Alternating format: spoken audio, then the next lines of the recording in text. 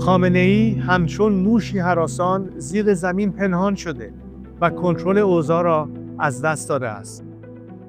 آنچه آغاز شده برگشت ناپذیر است.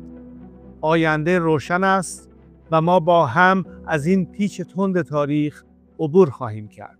This is Reza Pahlavi, the self-proclaimed heir to Iran's abolished monarchy. He recently cozied up with Israel as part of his efforts to take charge in Tehran.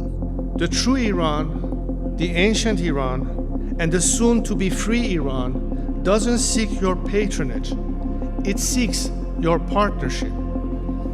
It doesn't seek your funding. It seeks your friendship. Since October 2023, Reza and his supporters have openly backed Israel's war in Gaza, viewing the conflict as a way to gain international support for his ambitions in Tehran. You might fear change will bring chaos, but fear not. We will not allow a power vacuum. Months before Israel's offensive, which has killed over 55,000 people in Gaza, Reza and his wife visited Israel, meeting Prime Minister Benjamin Netanyahu and other officials. Finally, our voice is heard. There's somebody telling the world and Israeli people that we Iranians stand with you. We want to be your friends. He framed this visit as part of a plan to rebuild historic ties between Iran and Israel, dubbing it the Cyrus Accords. He's positioning himself as a modern-day Cyrus the Great. It's a strategy to secure a place at the table if there is ever a regime change in Iran.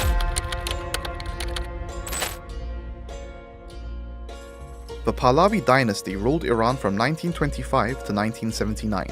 While credited with modernizing the country, they were also criticized for being authoritarian and having no connection to the people. The Shahs suppressed political freedoms, marginalized opposition, and relied on brutal tactics carried out by a secret police unit, Savak. The Shah's close ties to the West, particularly the US, fueled anti-imperialist sentiment. We have faith in the word of the United States. Inequality and widespread discontent ultimately led to the 1979 revolution, abolishment of the monarchy, and ushering in of the Islamic Republic.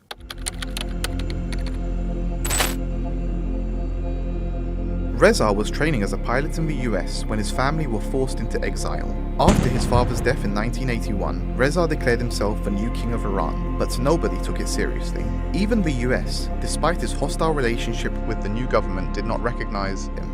According to reports, he began lobbying for government change. Eventually, he got some backing from the CIA and Israel for his plan to use former Savak agents to retake power in Tehran. However, the plan was never greenlit. He remained on the CIA payroll for a number of years in the 1980s. But this too ended after the Iran-Contra affair came to light. من اعتقادم این است که این رندها جمع شدن دنبال این بچه که پولاشو از جیبش درارن.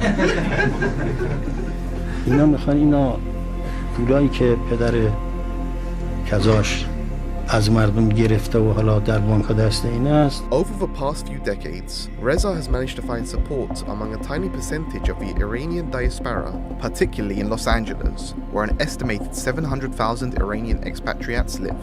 We want regime change in Iran. But his activities continue to be downplayed by Iran, who portrays him as a remnant of a tyrannical Pahlavi dynasty. His image is quite different inside and outside Iran, and he's got more support in the diaspora. But that's mostly because people are nostalgic for the monarchy era and see him as an alternative to the current regime, not necessarily because they are impressed. Many experts have noted a surge of pro-Reza accounts on social media, pushing his agenda during protests in Iran and particularly since the war in Gaza began. Recently, there has been a noticeable uptick in bot accounts supporting him on social media, coinciding with his efforts to court Israel and seek Western backing. With more visibility on social media, TV screens, and public speeches supporting Israel's war in Gaza, Reza is now doubling down on his plan. He wants to exploit the chaos from Israel's invasions of Gaza and Lebanon to push himself into power in Tehran. But how does a king with no real support continue to reign over a kingdom that exists only online?